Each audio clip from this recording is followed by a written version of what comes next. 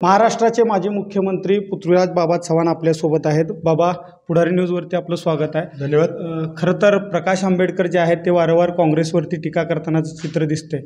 त्यांनी काँग्रेस जे आहे ते सेटलमेंट करते भाजपासोबत अशी टीका केली आहे। काय कशा प्रकारे? बघा, आमची लढाई ही नरेंद्र मोदींच्या विरोधात आहे। आमची लढाई काही प्रकाश आंबेडकरांच्या बरोबर नाही आहे। त्यामुळं देशामध्ये इंडिया आघाडी विरुद्ध नरेंद्र मोदीचं NDA किंवा भाजपची लढाई आहे।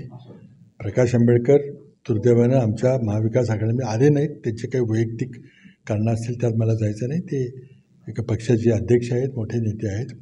त्यामुळं ते जे टीका करतायत ती महाविकास आघाडीची करतात, मोदींची करत नाही, ते लक्षात घेतलं पाहिजे। बाबा, त्यांनी जागा वाटपावरून आपलं पृथ्वीराज चव्हाण यांचं स्टेटस जे आहे ते तपासून बघावं असं देखील म्हटलं आहे। मग जागा वाटपात मी नव्हतोच, किंवा त्यांनी कुठेतरी वक्तव्य केले, मी त्यांच्याकडं जायचा प्रयत्न केला, खोटं आहे।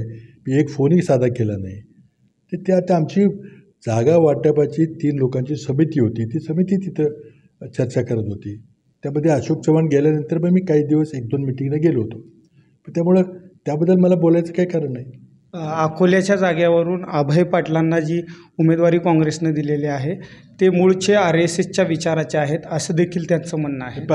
काँग्रेसच्या उमेदवाराबद्दलची चर्चा प्रकाश आंबेडकरांचं करण्याचं काही कारण नाही। त्यांना टीका करायची असेल आमच्यावर तर करावी त्यांनी, त्याचा तो अधिकार आहे लोकशाहीमध्ये। पण आम्ही त्याला काही जबाबदार नव्हतो। म्हणजे प्रकाश आंबेडकरला उत्तर द्यायला आमची काय जबाबदारी? आम्ही मोदींना उत्तर दिलं। भाजपाचा 400चा नारा आहे, याकडे कशा प्रकारे बघत आहे? आता काय 500चा का नाही याचं तर उत्तर दिलं पाहिजे। 500 केलं तर आणखी जास्त मतं पडली असते। भाजपची सत्ता येत नाही, संपलं। हे होते पृथ्वीराज बाबा। आपल्या नेहमीच्या भाषणाप्रमाणे त्यांनी मोजक्या शब्दातच प्रकाश आंबेडकरांना उत्तर दिलेलं आहे। अनिकेत गायकवाड, पुढारी न्यूज, सोलापूर।